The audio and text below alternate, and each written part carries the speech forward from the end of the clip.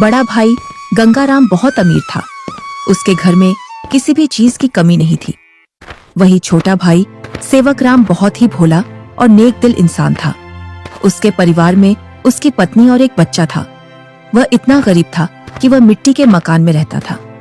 गंगाराम की पत्नी के 3 पुत्रियों के बाद पुत्र हुआ था, तो गंगाराम ने एक बड़ा प्रोग्राम रखा, जिसमें उसने गांव के और बाहर के बड़े बड़े अमीर लोगों को बुलाया था।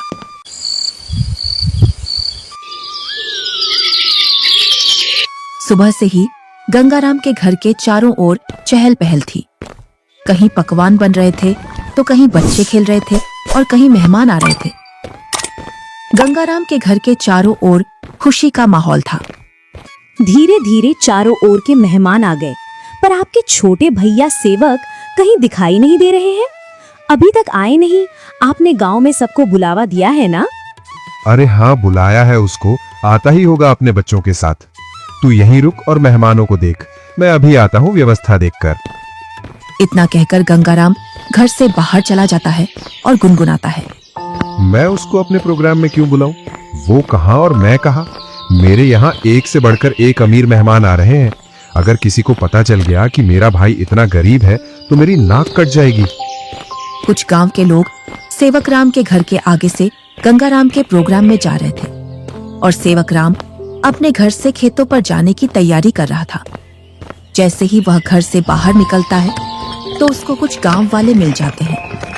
अरे सेवकराम, तू अपने भाई के घर नहीं गया? तेरी भाभी के बहुत दिनों बाद लड़का हुआ है। इसी उपलक्ष्य में तेरे भाई ने बहुत बड़ा प्रोग्राम रखा है। तू तो चाचा बन गया है और तू यहाँ, जबकि तुझे तो अपने भाई के घर सबसे पहले पहुँचना था। सेवकराम ये सुनकर दंग रह जाता है। इस बारे में उसे कुछ भी पता नहीं था, पर वह गांव वालों के सामने ऐसे बोलता है जैसे उसे पहले से सब पता है। अरे हाँ भाई, मुझे भी जाना है। बस थोड़ा सा खेतों पर काम बचा है, उसको मैं पूरा करके आता हूँ। जल्दी काम पूरा करके आ भाई। सुना है भाई गंगाराम ने बहुत ही स्वादिष्ट पकवान बनवाए हैं और उसने खाने पर पूरे गांव को बुलाया है। हाँ, ये तो बड़ी ही अच्छी बात है। तुम लोग चलो, मैं आता हूँ। जैसे ही गांव वाले वहां से निकल जाते हैं तो सेवकराम का मुंह उतर जाता है। ये तो बहुत खुशी की बात है, पर इसके बारे में तो मुझे कुछ पता ही नहीं है। चलो, मेरे बड़े भाई के घर पुत्र रत्न तो आया और मैं फिर से चाचा बन गया, पर मुझे इस बारे में कुछ बताया भी नहीं। शायद काम काज ज्यादा है, इसी वजह से मुझे बताना भूल गया होगा, वरना ऐसा हो नहीं सकता कि मेरा भाई मुझे न बुलाए। अरे भाग्यवान, तुमने सुना? तुम्हारी जेठानी के लड़का हुआ है। कुछ गांव वाले इधर से गुजर कर जा रहे थे। क्यों ना अपन भी चलें बड़े भाई के यहाँ? सुना है बहुत ही अच्छे अच्छे पकवान बने हैं वहाँ पर। अरे, ये तो बड़ी खुशी की बात है। आप फिर से चाचा बन गए और मैं चाची, परंतु उन्होंने हमें बुलाया नहीं। बिना बुलाए हम कैसे जा सकते हैं उनके प्रोग्राम में? बिना बुलाए वहाँ जाना सही नहीं होगा। अगर गांव में इस बात का पता चल गया कि हम बिन बुलाए उनके प्रोग्राम में आए हैं तो लोग क्या कहेंगे? बड़े भैया इतना बड़ा प्रोग्राम कर रहे हैं और इतने बड़े प्रोग्राम में पूरे काम की जिम्मेदारी भी उन्हीं पर है। तुम्हें पता है ना उनके पास कितना कामकाज होगा। इसी कामकाज की वजह से हमसे बोलना भूल गए होंगे और प्रोग्राम वाला आदमी तो कुछ ना कुछ तो भूल ही जाता है। आप लोग चलो ना, मैं अपने ताऊ का घर और अपने छोटे भाई को देख आऊंगा। कैसे चलें बेटा? मन तो मेरा भी बहुत कर रहा है जाने को, पर उन्होंने हमें प्रोग्राम का निमंत्रण भी नहीं दिया और ना ही हमसे बोला। उन्होंने फिर किस मुंह से उनके प्रोग्राम में जाएं? क्या हम अपने छोटे भाई से मिलने नहीं जाएंगे पापा? क्यों नहीं, हम जरूर चलेंगे आपके छोटे भाई से मिलने के लिए। क्यों आप छोटे बच्चे को झूठी तसल्ली दे रहे हो? तुम्हें पता है ना, तुम्हारे बड़े भाई हमें उनके बराबर नहीं समझते हैं, तभी तो उन्होंने हमें प्रोग्राम में नहीं बुलाया है। तुम तो सदा गड़े मुर्दे उखाड़ती हो। ऐसा नहीं है, वो हमको चाहते हैं, वो तो कामकाज की वजह से बुलाना भूल गए हैं। तुम्हें लग रहा है कि भैया तुम्हें बुलाना भूल गए हैं, तो तुम जाओ।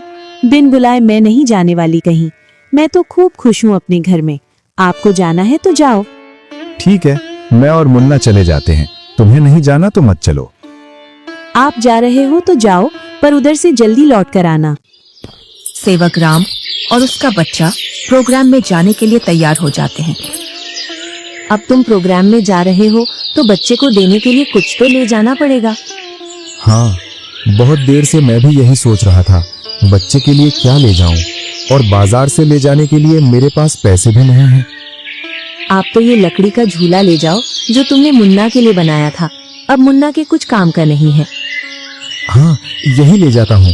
इसमें बच्चा खूब आराम से सोएगा। सेवक राम उस झूले को उठाकर चल देता है और उसके साथ में उसका लड़का भी चल देता है।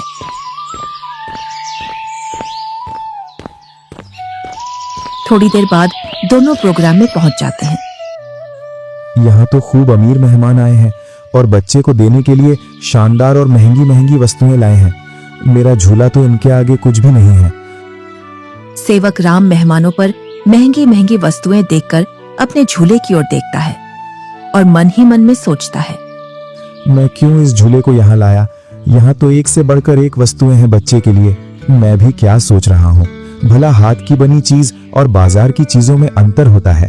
बड़े भैया जरूर मेरे झूले को पसंद करेंगे क्योंकि मेरा झूला सबसे मजबूत है, क्योंकि इसे मैंने अपने हाथों से बनाया है। और सेवक राम निसंकोच होकर मेहमानों के बीच में घूमने लगता है। वह देखता है कि उसके बड़े भैया और भाभी मेहमानों का स्वागत कर रहे थे। तभी गंगाराम की पत्नी की निगाह सेवक राम पर जाती है। तब वह गंगाराम से बोलती है, अरे भैया और मुन्ना तो आ गए, पर देवरानी नहीं दिख रही है। कहाँ आ गए? मुझे तो कहीं दिखाई नहीं दे रहे। वो रहे मेहमानों के बीच में। इधर सेवक राम के पास कुछ मेहमान आ जाते हैं। उसकी वेशभूषा देखकर मेहमान सेवक राम से पूछते हैं, अरे तुम कौन हो और ये कैसी वेशभूषा पहनकर आए हो और ये लकड़ी का झूला लेकर आए हो इस जमाने में? चलो तुम अपना परिचय दो। तुम कौन हो और यहाँ क्या कर रहे हो? इतना सुनकर सेवक राम संकोच में पड़ जाता है और मन ही मन सोचता है, अगर मैं इन्हें ये बताऊं कि मैं गंगाराम का छोटा भाई हूं तो ये लोग क्या सोचेंगे? एक भाई इतना अमीर और एक भाई इतना गरीब कि वो प्रोग्राम में एक जोड़ी कपड़ा भी सही से पहनकर नहीं आ सकता है।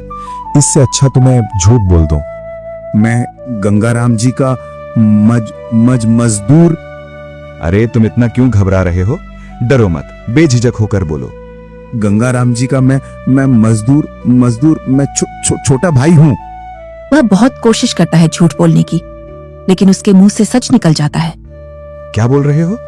तुम्हें पता है ना तुम गंगाराम जी को अपना भाई बता रहे हो? तुम्हें पता है ना वो कहाँ और तुम कहाँ? अपने आप को देखो और उनका प्रोग्राम देखो। इतने में ही गंगाराम वहां आ जाता है और बोलता है, क्या बोल रहा है ये? ये तुम्हें अपना भाई बता रहा है कि तुम इसके भाई हो। मेरा भाई होता तो वो इस हालात में रहता। ये तो मेरा हारी है, हारी। इसको मैंने एक दिन प्यार से भाई क्या बोल दिया, मुझे अपना भाई बताने लगा। इतना सुनकर सेवक राम अपना सिर झुका लेता है। आप प्रोग्राम का आनंद लीजिए। चलो मैं और मेहमानों से मिलता हूँ। जी आप मिलिए, हम भी और परिचितों से मिल लेते हैं।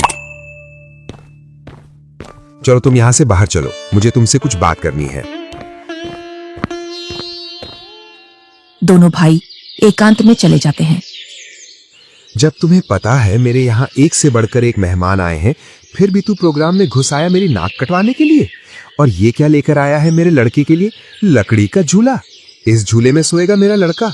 मेरा लड़का तो मखमल के झूले में सोएगा। किसमें? मखमल के झूले में। जा यहाँ से, मुझे दिख मत जाना अब इस प्रोग्राम में। अगर कुछ खाना बचेगा तो मैं सुबह भिजवा दूंगा तेरे घर पर। और हाँ, साथ में अपने लड़के को भी ले जाना यहाँ से। मुन्ना की माँ ठीक बोल रही थी कि बिन बुलाए वहां मत जाओ। मेरी ही गलती है जो मैं बिन बुलाए यहाँ आ गया। सेवक राम अपने बच्चे को लेकर अपने घर की ओर चल देता है, बड़े ही उदास मन से। इतने में ही बच्चा बोलता है, पापा, हम छोटे भैया से भी तो नहीं मिले और आप इतनी जल्दी घर चल रहे हो।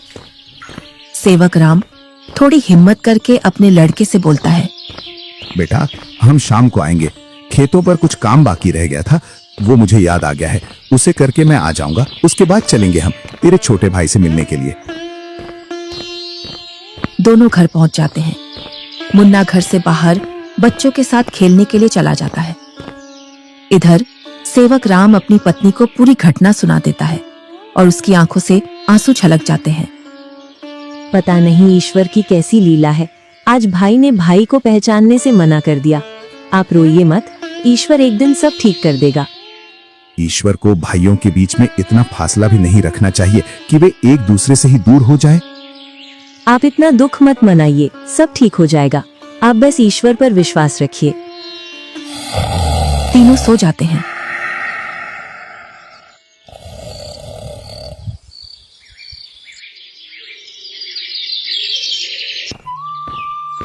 दूसरा दिन, गंगाराम के दरवाजे को कोई बजाता है।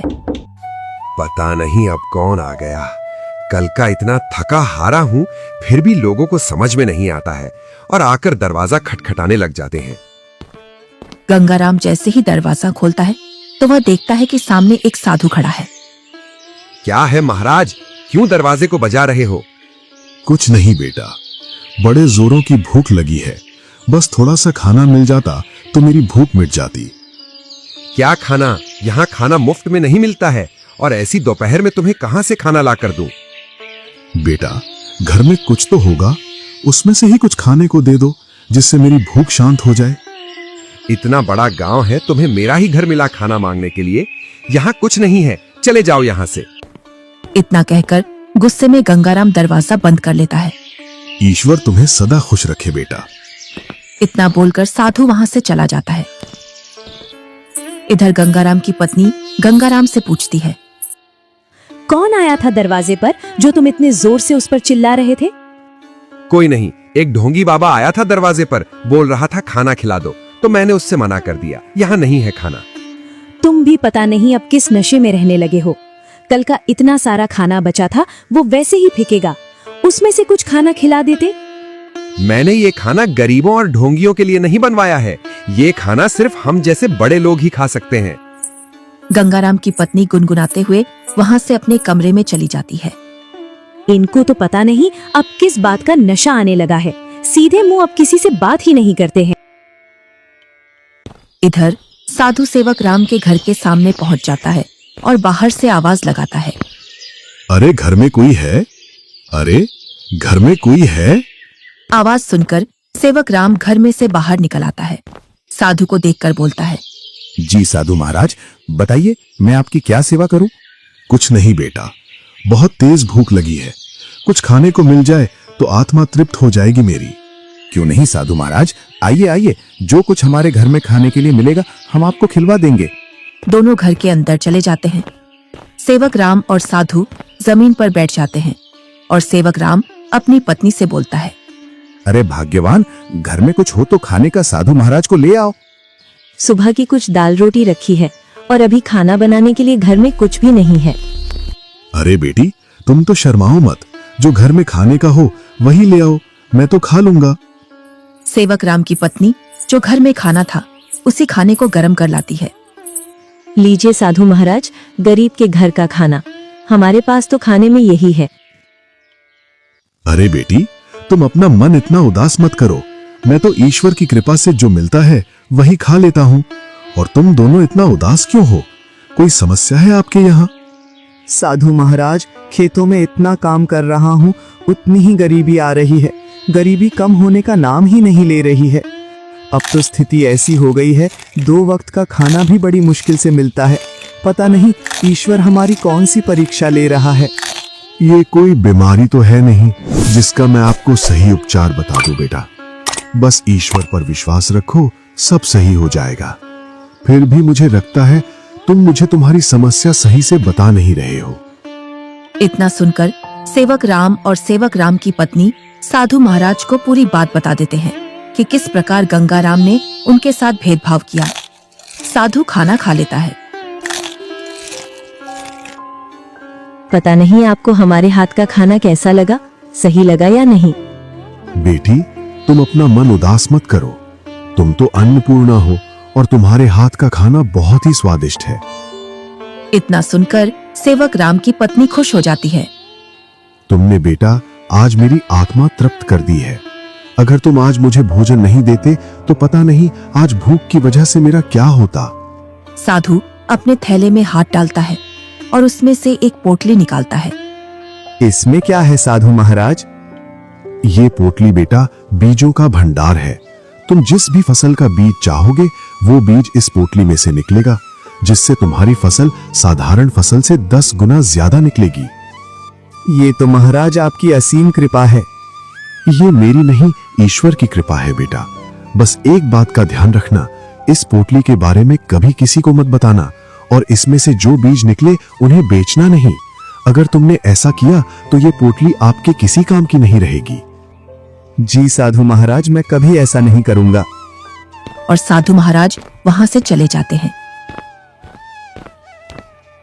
साधु महाराज के पैर जैसे ही घर में पड़े तब से घर में शांति का अनुभव हो रहा है। हाँ भाग्यवान, अब ईश्वर की कृपा से सब ठीक हो जाएगा।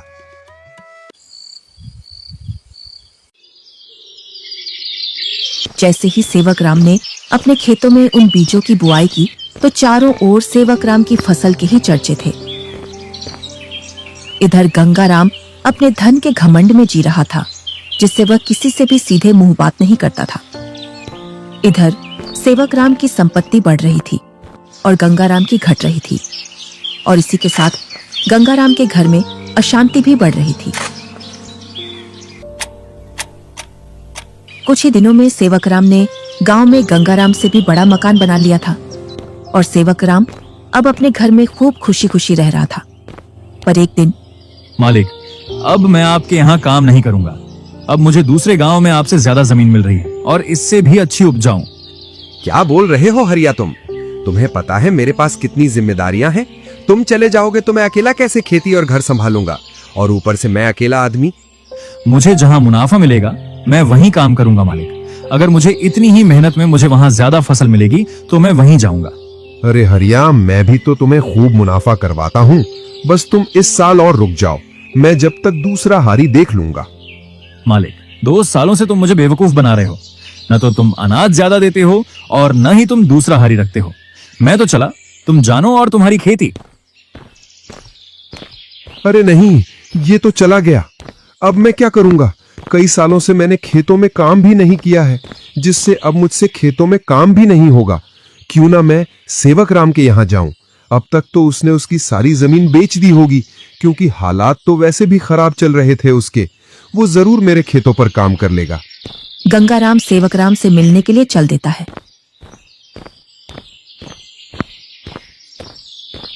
जैसे ही वह उसके घर के सामने पहुंचता है तो वह सेवक राम के घर को ढूंढने के लिए उस मोहल्ले में चारों ओर घूम जाता है। इधर ही थी उसकी झोपड़ी, पता नहीं किधर गई। बहुत देर से ढूंढ रहा हूँ, मिल नहीं रही है।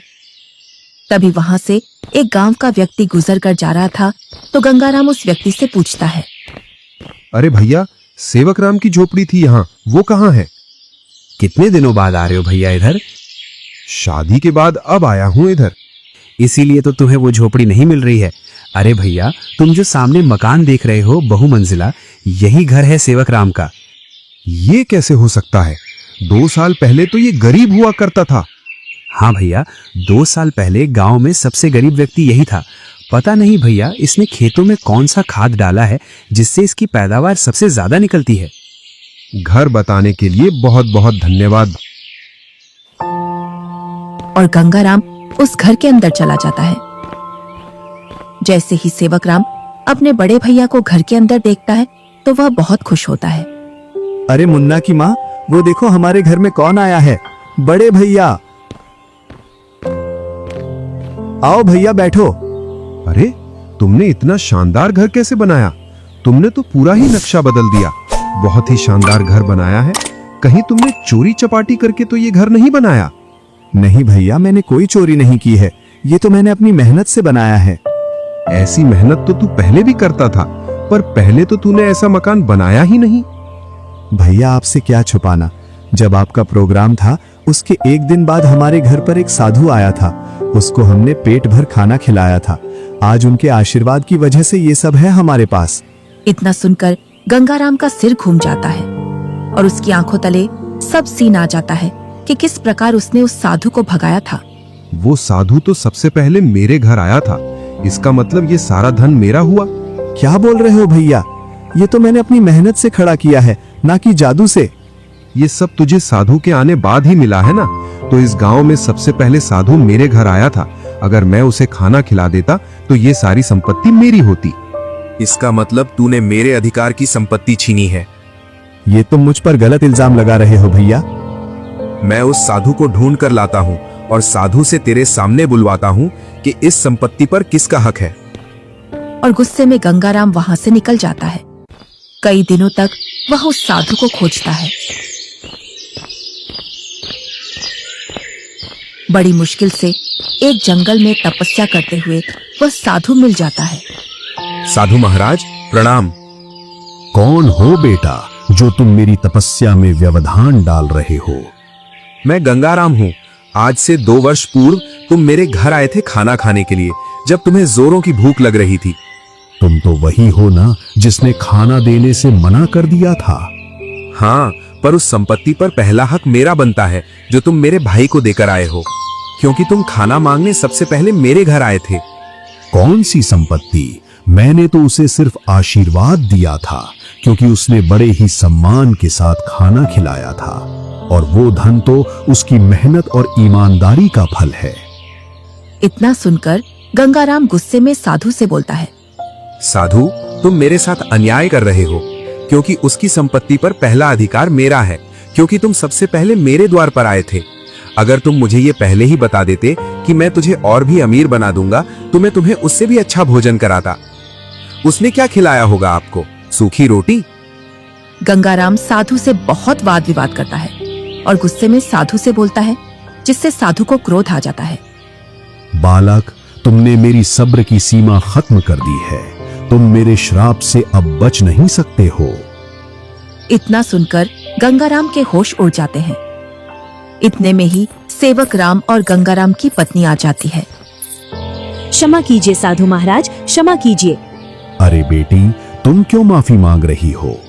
मेरे पति थोड़े उग्र हैं, उनको पता नहीं है किससे कैसे बात करना है।